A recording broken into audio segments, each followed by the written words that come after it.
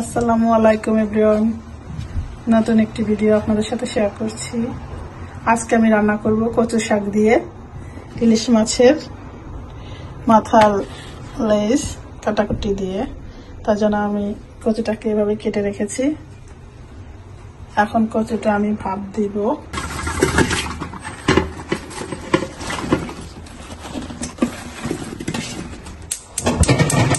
কচুটা ভাপ দেওয়ার জন্য আমি একটু অনিয়ন আর একটু চিলি, গার্লিক, একটু সল্ট দিয়ে দিচ্ছি।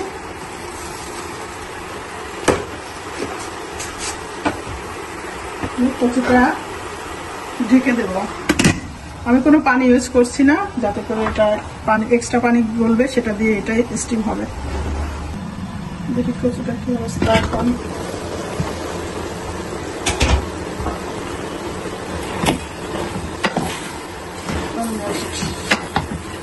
সিদ্ধ হয়ে গেছে। এটা হালকা সিদ্ধ হলেও সমস্যা নেই। কচুটা এখন আমি সরাই রেখে অন্য একটা প্যান নেব। প্যানটাকে ঘুরে দিচ্ছি, রেড চিলি দিচ্ছি,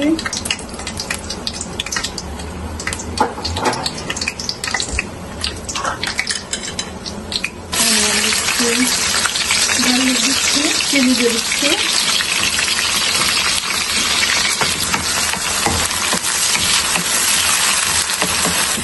পেঁয়াজটাকে ভালোভাবে ভেজে নিতে হবে, একটু হালকা ব্রাউন কালার করে নিতে হবে, যাতে কচুটা খেতে টেস্টটা হয়।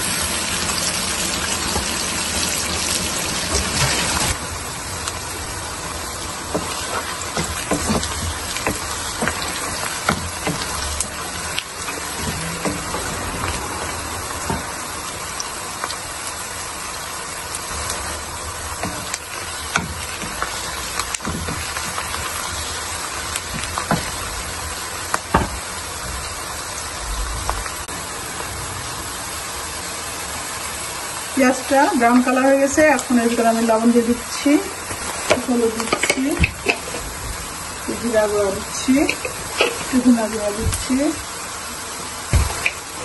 এখন মাছটাকে আমি কষিয়ে নেব।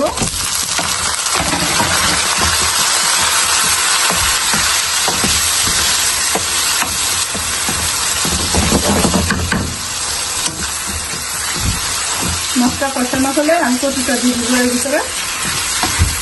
মাছটা কষানো পর্যন্ত ওয়েট করতে হবে।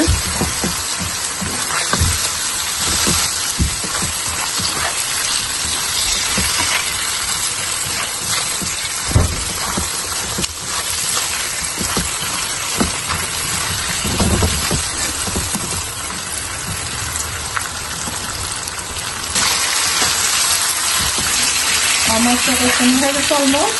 বিকজ এটা ইলিশ মাছ, এটা বেশি কড়া করে ভাজার কোনো দরকার নয়। আমি কচুটা দিয়ে দিব।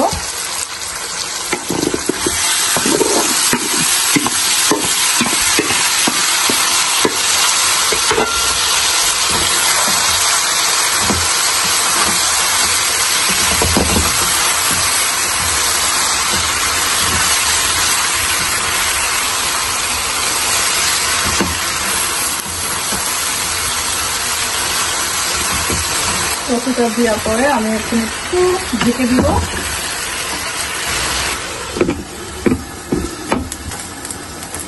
টু 3 মিনিট ঢেকে দেওয়ার পরে আবার দিব পেঁয়াজটা।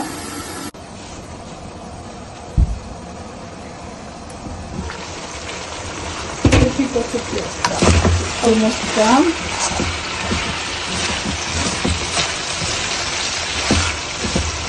আমার কচু অলরেডি ডান হয়ে গেছে। এখন নামিয়ে ফেলবো। তার জন্য